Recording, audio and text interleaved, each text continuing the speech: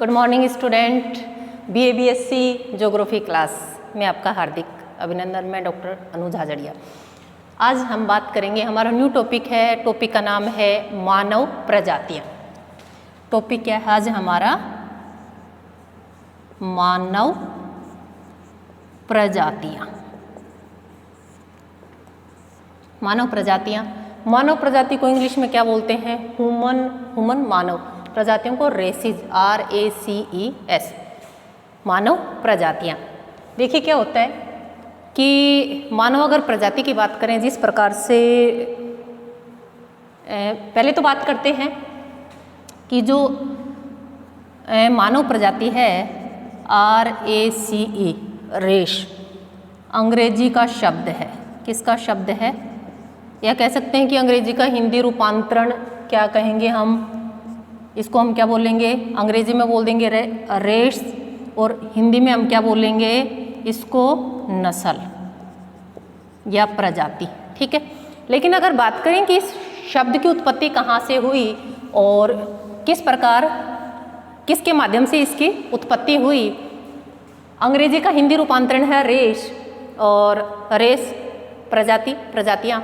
लेकिन अगर बात करें कि यह शब्द कहाँ से आया, कौन सी भाषा से इसका विकास हुआ, तो जो रेस शब्द है इतावली भाषा का शब्द है। कौन सी भाषा का? इतावली। इतावली का एक शब्द है रजा, RAZZA, रजा। रजा शब्द से इसकी उत्पत्ति हुई है, जिसका अर्थ होता है परिवार, वंश या नस्ल। अर्थ क्या होता है? परिवार, वंश या नस्ल की एक प्रकार की जो प्रजाति पाई जाती है, उसमें एक जैसे शारीरिक लक्षण, भौतिक लक्षण, वो सारे जो गुण हैं उनमें क्या पाई जाती है? समानता पाई जाती है। हम कहें कि एक प्रजाति दूसरी प्रजाति से किस प्रकार से अलग है? रंग के आधार पर, गुणों के आधार पर एक प्रजाति दूसरी प्रजाति से अलग पाई जाती है। सबसे पहले बात करते हैं कि पृथ्वी के विभिन्न भागों में विभिन्न प्रकार की मानव प्रजातियां निवास करती हैं, और उनके जो जैविक विशेषताएं हैं वो सभी प्रजातियों में क्या पाई जाती हैं? अलग अलग पाई जाती हैं। आपने देखा होगा कि एक उत्तर भारत का व्यक्ति साउथ में चला जाता है तो वह अलग से पहचान में आता है, या एक नेपाली इंडिया में आता है तो वह अलग से पहचाना जाता है। क्यों? क्योंकि उसकी जो नस्ल है वो क्या है? उस पहले जो हमारी प्रजाति उससे क्या है? अलग प्रकार की है। तो कह सकते हैं कि हम जो शारीरिक विभिन्नताएं पाई जाती हैं वो एक प्रजाति से दूसरी प्रजाति में अलग अलग पाई जाती हैं। एक जो नस्ल है, एक जो वंश है, एक जो नस्ल या वंश हम कह सकते हैं, उसमें एक जैसे शारीरिक लक्षण पाए जाते हैं। अब चाइनीज़ हैं, आप देखते हो अलग से पहचाना जाते हैं, ये कहाँ का है? चाइना का है।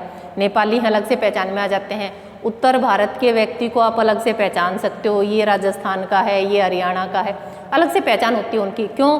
क्योंकि क्षेत्र विशेष की जलवायु का प्रभाव और उसके जो शारीरिक लक्षण हैं उनमें क्या पाई जाती है? उसी के अनुसार उसमें समानता पाई जाती है।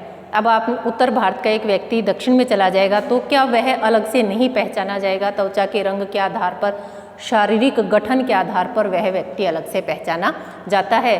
तो वहाँ हम क्या कहते हैं? तो अलग से जब पहचान होती है तो वह उस प्रजाति से अलग, उसकी पहचान उस रूप में होती है। अब बात पूछे कि प्रजाति की एक जैसे गुण एक जैसी प्रजाति में पाए जाते हैं, देखने में भी वो एक जैसे नज़र आते हैं, लेकिन अगर उनसे अलग कोई दिखाई देता है तो वो किस प्रकार की एक अलग प्रजाति में हम उसको शामिल करते हैं। जिस प्रकार से आपने पशुओं के बारे में पढ़ा होगा, मुर्रा नस्ल की भैंस या इस प्रकार की गाय, अलग अलग प्रकार की नस्लें पाई जाती हैं, उसी प्रकार की जो नस्ल है वो मानवों या मानव प्रजाति भी उसी प्रकार से संबंधित है कि अलग अलग प्रकार से उनकी जो नस्ल है या प्रजाति है वह पाई जाती है। बात करते हैं कि जैविक जो गुण होते हैं, जैविक जो विशेषताएं होती हैं, उनमें विभिन्नता के आधार पर इन समूह को अलग अलग प्रजातियों में विभाजित किया जाता है। एक ही प्रजाति विशेष के लोगों में एक जैसे शारीरिक गुण या जैविक विशेषताएं पाई जाती हैं, जबकि जो अलग प्रजाति है उसमें अलग प्रकार की जैविक विशेषताएं पाई जाती हैं। बहुत सारे कारक होते हैं जो नस्ल को प्रभावित करते हैं। लोगों का शारीरिक गठन है, वहाँ की जलवायु है, वातावरण है, नाक की बनावट, आँख की बनावट, ये सब क्या करते हैं, एक नस्ल को दूसरी नस्ल से अलग करते हैं। अब कोई भी अगर हम आज ही हमारा न्यू टॉपिक है मानव प्रजातियाँ, इससे एक क्वेश्चन बनता है आपका, हर बार एक क्वेश्चन आता है कि मानव प्रजातियों के बारे में बताइए, इसका अर्थ, परिभाषा और इसको प्रभावित करने वाले कारकों का वर्णन करें। तो यहाँ से हमारा एक क्वेश्चन बन सकता है कि मानव प्रजातियों को परिभाषित करें और उसकी परिभाषा बताएं और उसके विकास को प्रभावित करने वाले कारकों का वर्णन करें। इसमें एक टेलर महोदय थे, उन्होंने एक सिद्धांत भी दिया था, प्रवास कटिबंध सिद्धांत, जो प्रजातियों को विभाजित करता है। आगे हम उसका भी वर्णन करेंगे। कई बार उसके बारे में भी पूछ लिया जाता है कि टेलर महोदय के प्रवास कटिबंध सिद्धांत का वर्णन आप करें। तो यह जो यूनिट है इसमें से एक क्वेश्चन आपका पूछ लिया जाता है, तो इसको उसी प्रकार से आपको अच्छे से तैयार करना है।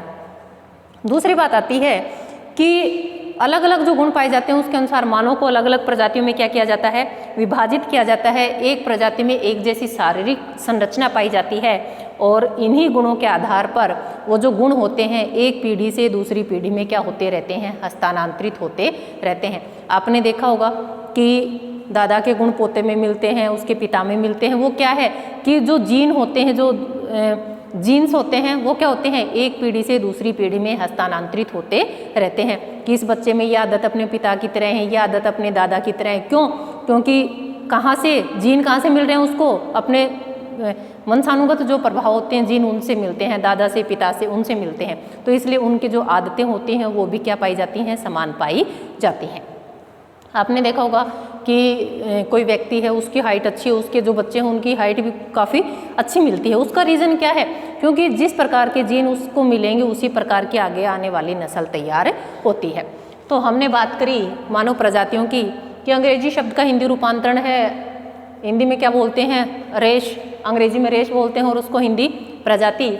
लेकिन अगर हम बात करें कि यह शब्द कहाँ से आया, तो रेश जो शब्द है इतावली भाषा का शब्द है, इसको बोलते हैं हम रजा। रजा का अर्थ होता है परिवार, वंश या नस्ल। अब बात आती है कि इसका सर्वप्रथम इसका प्रयोग किसने किया था? ई फोक्स ने 1570 में किया था। इनकी एक पुस्तक थी बुक ऑफ मार्टायर्स। इस पुस्तक में क्या किया था, इन्होंने इसका वर्णन किया था। पूछा जाए कि जो रेस शब्द है उसका सबसे पहले उपयोग किसने किया था, तो रेस शब्द का सबसे पहले उपयोग ई फोक्स ने किया था। उन्होंने अपनी एक पुस्तक लिखी थी, उस पुस्तक में बुक ऑफ मार्टायर्स, उन्होंने उस पुस्तक में 1570 ईस्वी में इसमें वर्णन किया था कि रेस जो शब्द है अंग्रेजी का हिंदी रूपांतरण है, और इस जो रेस है इस शब्द का सबसे पहले प्रयोग किसने किया था? ई फोक्स ने किया था। 1570 में किया था। पुस्तक थी बुक ऑफ मार्टायर्स, उसमें इन्होंने इसका उपयोग किया था। छोटे क्वेश्चन में पूछ लिया जाता है कि बुक ऑफ मार्टायर्स के किसके द्वारा लिखित है, तो हम कहेंगे ई फोक्स के द्वारा 1570 में। और सर्वप्रथम किसका उपयोग किया था? जाति या हम कह सकते हैं कि रेश शब्द का उन्होंने उपयोग किया था। देखिए आगे हम क्या करते हैं, जैसे मैंने आपको फर्स्ट क्वेश्चन लिखवाया था कि मानव भूगोल के से संबंधित, तो मानव भूगोल से संबंधित लिखा था, उसमें हमने क्या लिखी थी, उसकी परिभाषाएं लिखी थी। 5 परिभाषा मानव भूगोल की और 5 परिभाषा ये मानव प्रजातियों की, आप बिल्कुल रट लेना। मानव प्रजातियों से संबंधित क्वेश्चन आता है, मानव भूगोल से संबंधित क्वेश्चन आता है, तो आपको वहाँ पर उनका वर्णन करना है। देखिए परिभाषाएं, डेफिनेशन बोलते हैं इनको हम इंग्लिश में। जो परिभाषाएं होती हैं, जिस व्यक्ति ने जो कही है उसी बात को उन्हीं के शब्दों में लिखना होता है। आप अपनी तरफ से कभी भी उसमें कम या अधिक न करें। कोमा, इन्वर्टेड कोमा में आप उसको पैक करके रखें। कि सबसे पहले टेलर महोदय थे, उन्होंने कहा, वैसे तो कोबर थे, मानव शास्त्री था। क्या था? मानव शास्त्री। जैसे भूगोल शास्त्री होते हैं भूगोल का अध्ययन करते हैं, मानव शास्त्री होते हैं मानव का अध्ययन करते हैं। तो हम पहले बात करेंगे, किसकी बात करेंगे? टेलर की बात करेंगे। सबसे फेमस इनकी डेफिनेशन है और कई बार छोटे क्वेश्चन में भी पूछ ली जाती है कि ग्रिफिथ टेलर ने, ये थैबी लिखाते हैं तैबी, ग्रिफिथ टेलर ने मानव प्रजाति से संबंधित अपनी डेफिनेशन दी थी, परिभाषा दी थी। देखिए क्या दी थी कि मानव प्रजाति नस्ल को प्रकट करती है, न कि सभ्यता। कई जगह सभ्यता भी लिखाता है और कई जगह संस्कृति भी लिखाता है। छोटा क्वेश्चन पूछा जाए कि जो मानव सभ्यता है नस्ल को प्रकट करती है, सभ्यता को नहीं, किसके द्वारा लिखित परिभाषा है या यह परिभाषा किसने दी? तो हम क्या कहेंगे, किसने दी थी? ग्रिफिथ टेलर ने। इसको बिल्कुल अच्छे से याद कर लीजिएगा, काफ़ी इंपॉर्टेंट है, पूछ ली जाती है। और जिन चीज़ों के बारे में मैं बताती जाऊँ ये इंपॉर्टेंट है, वहाँ पर आप इंपॉर्टेंट लिख भी लेना। तो टेलर महोदय ने क्या किया, जो प्रजातियां हैं वो नस्ल को प्रकट करती है, न कि किसी सभ्यता को। और बात भी सही है कि किसको प्रकट करती है? नस्ल को प्रकट करती है, वहाँ की संस्कृति को प्रकट नहीं करती है। कि जो मानव प्रजातियां होती हैं किसको प्रकट करती हैं? नस्ल को प्रकट करती हैं, न कि सभ्यता को। बहुत ही फेमस इनकी क्या थी, यह परिभाषा थी। आगे हम बात करें प्रोफेसर बलास की। बलास का पूरा नाम जानते हैं, विडाल डी ला ब्लाश। देखिए क्या कहते हैं कि मानव प्रजाति का वर्गीकरण मानव शरीर की आकृति एवं शारीरिक लक्षणों के आधार पर किया जाता है। कि मानव प्रजातियों का अगर वर्गीकरण करना है तो आप किस आधार पर करेंगे? एक तो मानव शरीर की आकृति और दूसरा है उसके शारीरिक लक्षण। क्योंकि आपको पता होगा कि एक प्रजाति और दूसरी जो प्रजाति पाई जाती है उसके शारीरिक लक्षणों में क्या पाई जाती है? विभिन्नता पाई जाती है। एक जो प्रजाति होती है उसमें एक जैसे शारीरिक लक्षण पाए जाते हैं, लेकिन अगर दूसरी प्रजाति है उसमें अलग प्रकार के शारीरिक लक्षण पाए जाते हैं। इसी आधार पर हम क्या करते हैं? प्रजाति का विभाजन करते हैं। तो ब्लाश महोदय ने यही कहा था कि अगर मानव प्रजाति का आपको वर्गीकरण करना है तो मानव शरीर की आकृति और जो शारीरिक लक्षण है उसके आधार पर किया जाना चाहिए कि उसकी आकृति किस प्रकार की है और उसके शारीरिक लक्षण के आधार पर मानव प्रजाति का वर्गीकरण किया जाना चाहिए। देखिए आगे हम इसी में पढ़ेंगे कि मानव प्रजातियों का वर्गीकरण किया है, अलग अलग विद्वानों ने अलग अलग आधार पर किया है। किसी ने बाल के आधार पर, किसी ने त्वचा के रंग के आधार पर, किसी ने आँखों के अनुसार, किसी ने कद के अनुसार कि मानव जीवन का कद कितना होता है, किसी ने मनुष्य की खोपड़ी के आधार पर, अलग अलग प्रकार से उन्होंने क्या किया है? मानव प्रजातियों का वर्गीकरण किया है कि यह इतनी हाइट का व्यक्ति है, इतनी लंबाई का व्यक्ति है, इस प्रजाति से संबंधित है, इस हाइट का व्यक्ति है, इस प्रजाति से संबंधित है। तो उन्होंने क्या किया? उसको भी आधार माना और उसके आधार पर क्या दी थी? मानव प्रजातियों का वर्गीकरण किया था। तो जो ब्लाश महोदय वो कहते हैं कि अगर मानव प्रजाति का वर्गीकरण करना है तो मुख्य आधार क्या होना चाहिए? मानव शरीर की आकृति और उसके जो शारीरिक लक्षण हैं उसको आधार मानना चाहिए, क्योंकि एक प्रजाति से दूसरी प्रजाति में इन्हीं गुणों के आधार पर क्या पाई जाती है?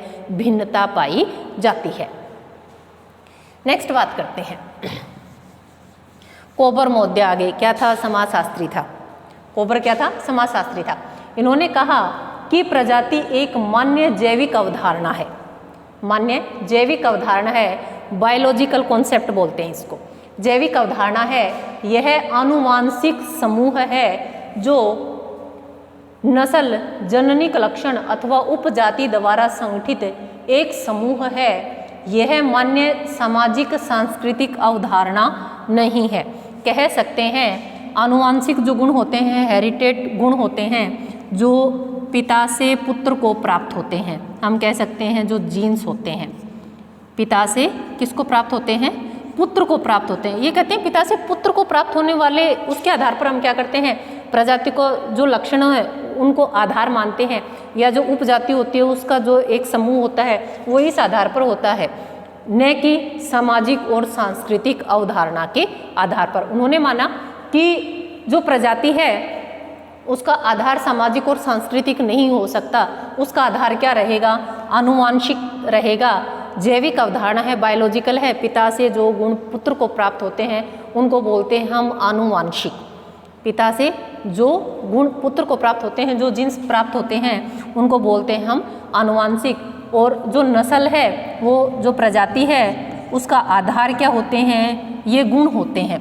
कि एक जैसी प्रजाति में एक जैसे गुण पाए जाते हैं। किसी विद्वान ने यह भी कहा है कि हम सभी जो एक नस्ल होती है वो एक नस्ल एक ही जो पितृ होते हैं हमारी उनकी संतानें मानी जाती हैं, कि हम सब क्या हैं, एक ही पितरों की संतानें हैं। आपने आर्यों के बारे में सुना होगा कि जो आर्य थे वो सब क्या थे, एक जैसे थे और एक ही पितरों की संतानें थे। पितृ समझते हो क्या? अरे श्राद्ध आते हैं, पितृ जो हमारे पूर्वज होते हैं उनके लिए शब्द प्रयोग किया है। हम सब क्या हैं, एक ही पितरों की संतानें हैं। यहाँ ये जो शब्द है वो जो हमारे पूर्वज हैं उनके लिए प्रयोग किया गया है। तो जो कोबर महोदय थे उनका ऐसा मानना था कि सामाजिक और सांस्कृतिक अवधारणा नहीं है, जैविक अवधारणा है। जैविक अवधारणा में जो जीन्स होते हैं वो पिता से पुत्र को, या हम कह सकते हैं कि एक पीढ़ी से दूसरी पीढ़ी में हस्तांतरित होते रहते हैं। आपने देखा होगा कि जिस प्रकार के गुण या लक्षण या शारीरिक संगठन दादा का पाया जाता है उसी प्रकार के उसके पिता का और उसी प्रकार के उसके पुत्र का पाया जाता है। अपवाद की बात अलग होती है, या किसी बीमारी के कारण इस प्रकार के जो परिवर्तन हो जाते हैं जिसके कारण वो सेम गुण आगे वाली पीढ़ी में हस्तांतरित नहीं हो पाते हैं। और जो आनुवांशिक गुण होते हैं या हम कह सकते हैं जो जीन्स होते हैं वो एक पीढ़ी से दूसरी पीढ़ी में हस्तांतरित होते रहते हैं। तो यह सामाजिक और सांस्कृतिक अवधारणा नहीं है, यह किस प्रकार की अवधारणा है, जैविक अवधारणा है। क्योंकि जो प्रजाति या नस्ल होती है एक पीढ़ी से दूसरी पीढ़ी में स्थानांतरित होती रहती है। नेक्स्ट हम बात करेंगे होबल की। होबल था, इन्होंने कहा कि प्रजाति मानव समूह का एक वृहत समुदाय है। भाई प्रजाति है तो लंबी चौड़ी रहेगी, कोई ऐसा है नहीं छोटा सा ग्रुप रहेगा। तो इन्होंने कहा कि मानव समूह का एक बड़ा सा समूह है जिसके अंतर्गत विशिष्ट आनुवंशिक संरचना से नियंत्रित शारीरिक लक्षणों का समावेश होता है, कि एक जैसी प्रजाति में एक जैसे शारीरिक लक्षण पाए जाते हैं और उनके जो आनुवंशिक संरचना है, विशिष्ट आनुवंशिक संरचना से नियंत्रित शारीरिक लक्षणों का समावेश रहता है। कि कहने की वही अभिप्राय है कि एक पीढ़ी से दूसरी पीढ़ी में वो गुण हस्तांतरित होते रहते हैं और एक छोटा समुदाय नहीं रहता, काफ़ी बड़ा समुदाय रहता है। जैसे उत्तर भारत के लोग सारे एक जैसे दिखते हैं, दक्षिण भारत के लोग एक जैसे दिखते हैं, क्योंकि उनमें शारीरिक जो लक्षण होते हैं वो एक जैसे पाए जाते हैं। नेक्स्ट हम बात करेंगे हैडन की। जो हैडन महोदय थे बालों को अधिक इम्पोर्टेंस दी थी, इन्होंने बाल के आधार पर आगे प्रजातियों का वर्गीकरण दिया था। देखिए जो हैडन महोदय हैं ये क्या कह रहे हैं कि प्रजाति जो शब्द है एक वर्ग विशेष को प्रदर्शित करती है। सही बात है, एक विशेष वर्ग को प्रदर्शित करेगी क्योंकि दूसरी जो प्रजाति है इस वर्ग से क्या है, अलग है। इन्होंने कहा कि प्रजाति जो शब्द है एक वर्ग विशेष को प्रदर्शित करती है जिसकी सामान्य विशेषताएं आपस में समरूप रहती हैं। भाई एक जो हमारे पास प्रजाति है उसमें हमने क्या बताया कि उसमें क्या पाई जाती है, समरूपता। कह सकते हैं प्रजाति में जितने भी व्यक्ति हैं वो क्या पाए जाते हैं, सारे समान पाए जाते हैं। यह एक जैविक नस्ल है जिसके प्राकृतिक लक्षणों का योग दूसरी प्रजाति के प्राकृतिक लक्षणों के योग से भिन्न होता है। बिल्कुल सही बात है, इन्होंने यही बात कही है कि एक जो प्रजाति के लोग पाए जाते हैं उनमें एक जैसी समरूपता पाई जाती है, लेकिन जैविक नस्ल है, जैविक मतलब पिता से पुत्र को प्राप्त होने वाली या एक पीढ़ी से दूसरी पीढ़ी को हस्तांतरित होने वाली जैविक नस्ल है। प्राकृतिक लक्षणों का योग दूसरी प्रजाति के प्राकृतिक लक्षणों के योग से भिन्न पाया जाता है।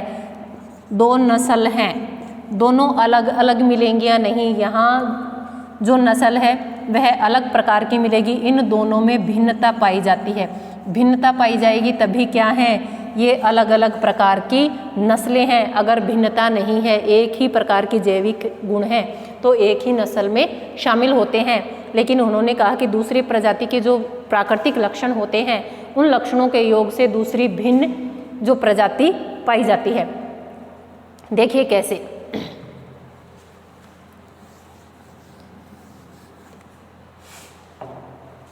हमने क्या बनाया, ग्लोब बना लिया। उष्ण क्षेत्र है, त्वचा की रंग कैसा पाया जाता है, काला।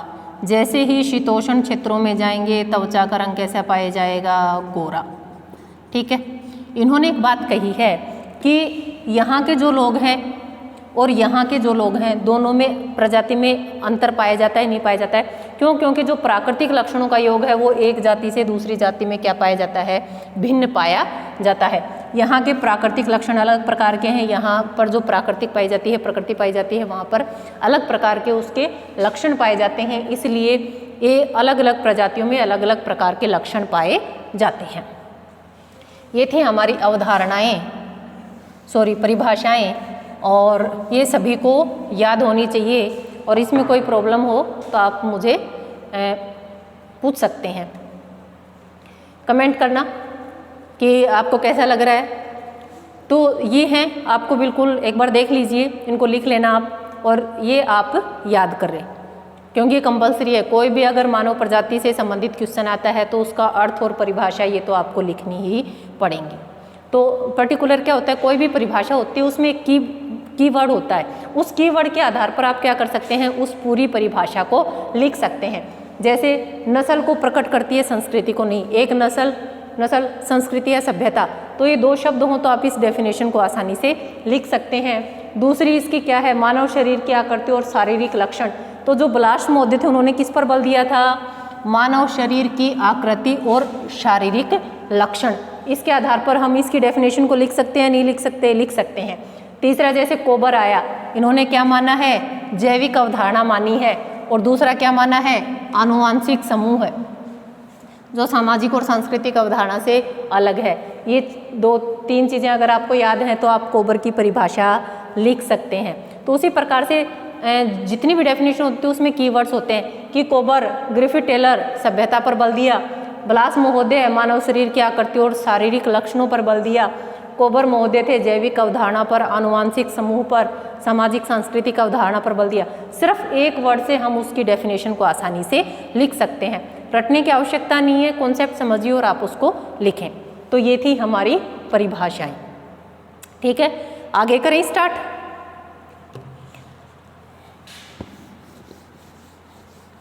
इसका स्क्रीनशॉट भी ले सकते हैं आप और अपने नोट्स बनाएं, उनमें उतार लीजिएगा। बाकी मैं नोट्स भी भेज दूंगी आज इनके। देखिए आगे बात करेंगे अब। ये थी हमारी मानव प्रजातियां। आगे बात करते हैं हम मानव प्रजातियों के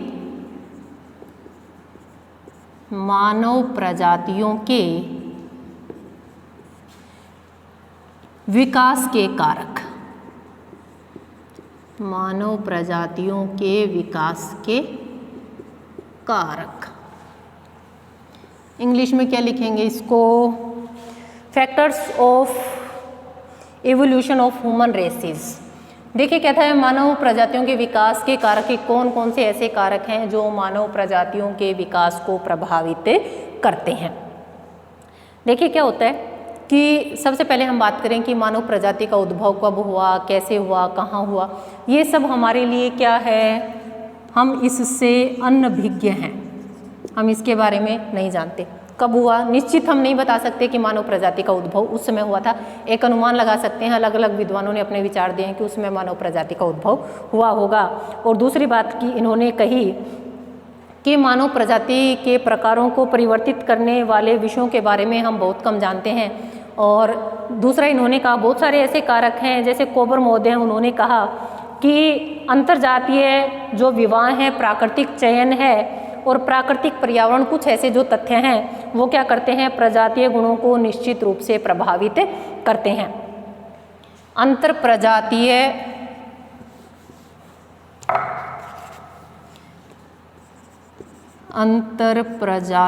विवाह क्या था? अंतरप्रजातीय विवाह है, प्राकृतिक चयन, और तीसरा है प्राकृतिक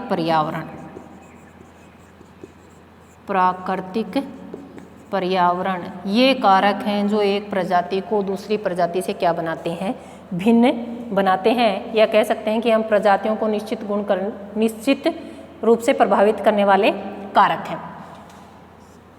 अंतरप्रजातीय विवाह है एक प्रांतीय, कह सकते हैं कि एक जाति से बाहर एक नई नस्ल का निर्माण होगा।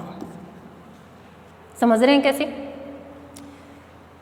इंडिया का कोई व्यक्ति अमेरिका पढ़ने जाता है और वहीं क्या कर लेता है, शादी कर लेता है, बच्चे उत्पन्न कर लेता है, उसके आगे आने वाली जो नस्ल है वो किस प्रकार की होगी, परिवर्तित होगी। सही है, क्योंकि भारत प्लस अमेरिका, बच्चा किस पे जा सकता है, इस पे भी जा सकता है और इस पे भी जा सकता है। सही है, क्या आ गई, एक नई नस्ल। सही है, कि अंतर प्रजातीय जो विवाह होते हैं वो भी मानव प्रजातियों की नस्ल को प्रभावित करते हैं। प्राकृतिक चयन है और प्राकृतिक पर्यावरण है वो भी क्या करता है, हमारी नस्ल को प्रभावित करता है। प्राकृतिक अगर पर्यावरण की बात करें, भारत का व्यक्ति है, साउथ का व्यक्ति है, रंग कैसा है, काला। अमेरिका में शादी कर लेता है किससे, गोरी से। बच्चे का रंग कैसा होगा, बताओ बच्चे का रंग कैसा होगा, या तो गोरा होगा या काला होगा। एक नई नस्ल की उत्पत्ति हुई या नहीं हुई, तो ये है प्राकृतिक पर्यावरण। दूसरा हम इसको ऐसे भी कह सकते हैं कि अगर वह व्यक्ति रंग कैसा है उसका, काला, और शीतोष्ण क्षेत्र में रहेगा तो धीरे धीरे उसके रंग में क्या आ जाएगा, परिवर्तन आ जाएगा। धीरे धीरे उसके रंग में क्या आ जाएगा, परिवर्तन आ जाएगा और उसकी त्वचा का रंग श्वेत होना प्रारंभ हो जाएगा। पूर्ण रूप से तो नहीं होगा लेकिन कुछ चेंज हो जाएगा। तो वो क्या है, प्राकृतिक पर्यावरण। तो ये सारे जो कारक हैं ये क्या करते हैं, मानव प्रजातियों के जो विकास के कारक हैं उसको प्रभावित करते हैं।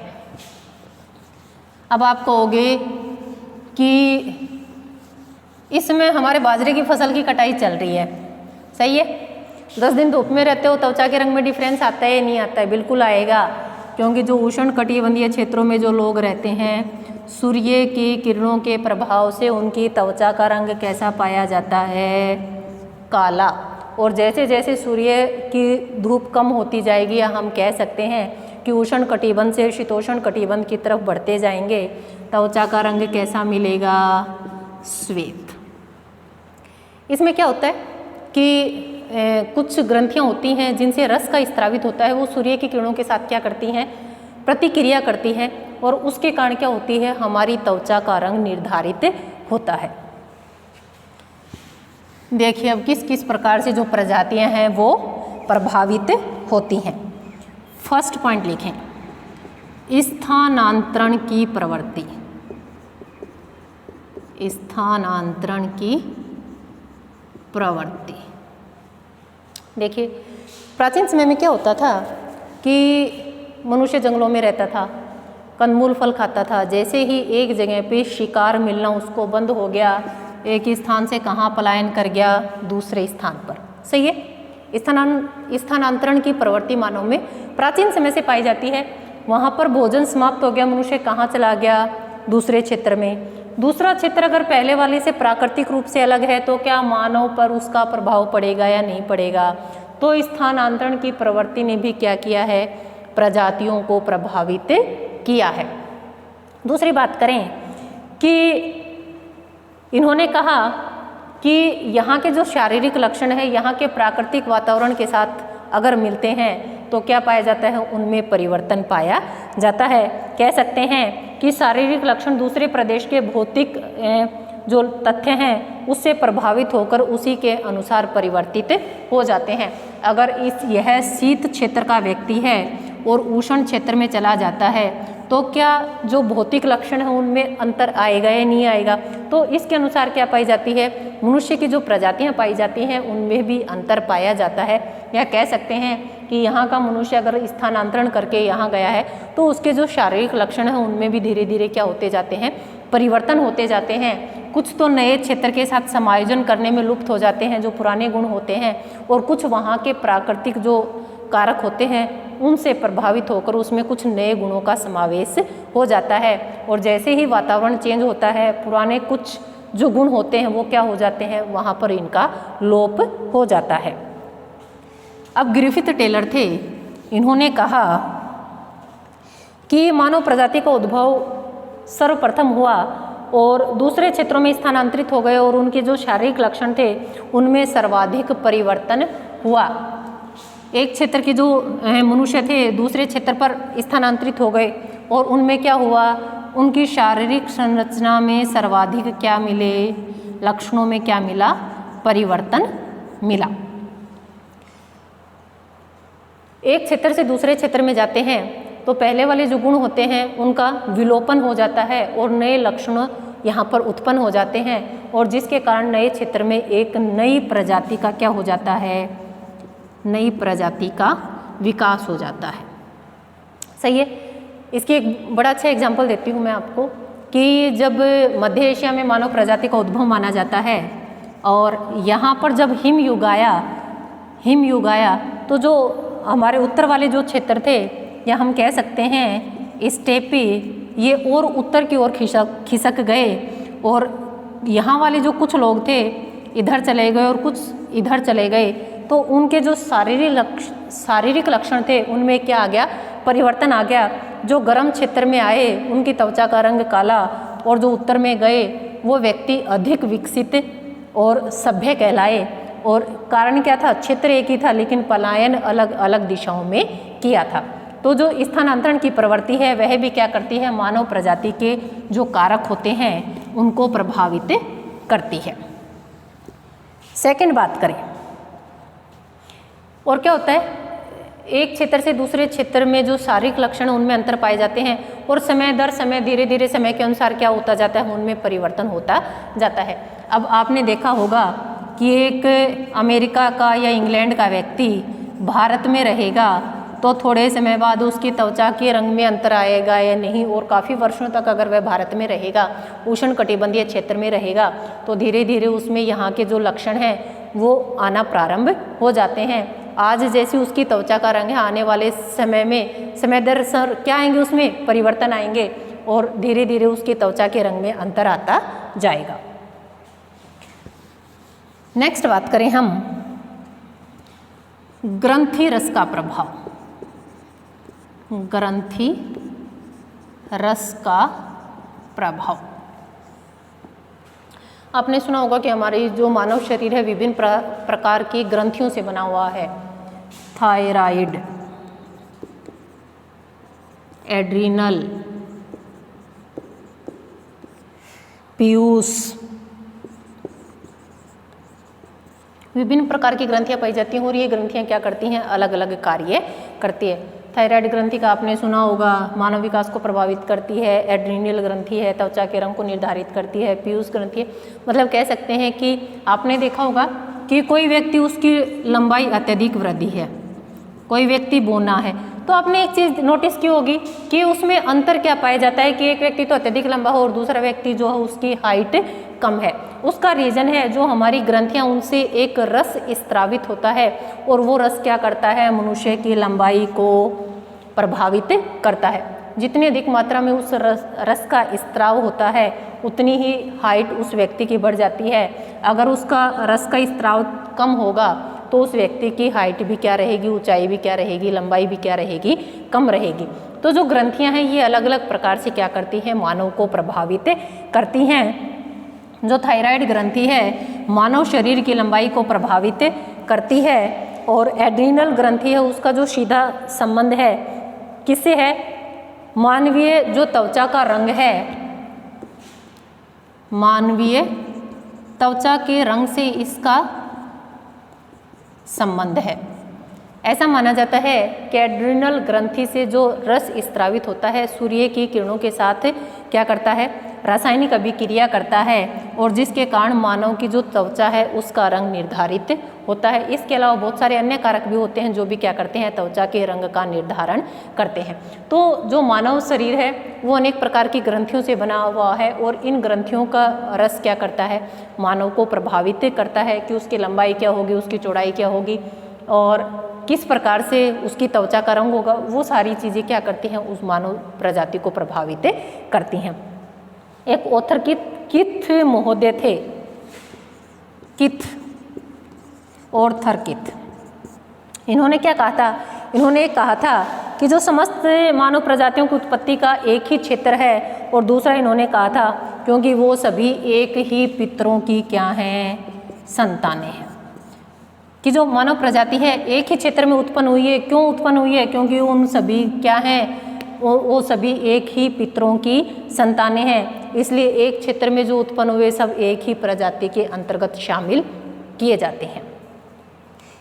और यही था इसके बारे में कि जो ग्रंथि रस है उन ग्रंथियों का में से एक रस स्त्रावित होता है जो मानव जीवन को विभिन्न प्रकार से प्रभावित करता है। तो अलग अलग ये ग्रंथियाँ पाई जाती हैं। बीएससी वाले स्टूडेंट तो बहुत अच्छे से समझते हैं, लेकिन आर्ट्स वालों को भी समझना है कि मानव जो शरीर है विभिन्न ग्रंथियों से बना हुआ है और ये ग्रंथियाँ अलग अलग रूप में कार्य करती हैं और वो भी क्या करती हैं, मानव प्रजातियों के विकास को प्रभावित करती हैं। थर्ड पॉइंट हम बात करेंगे जैविक परिवर्तन एवं छांट।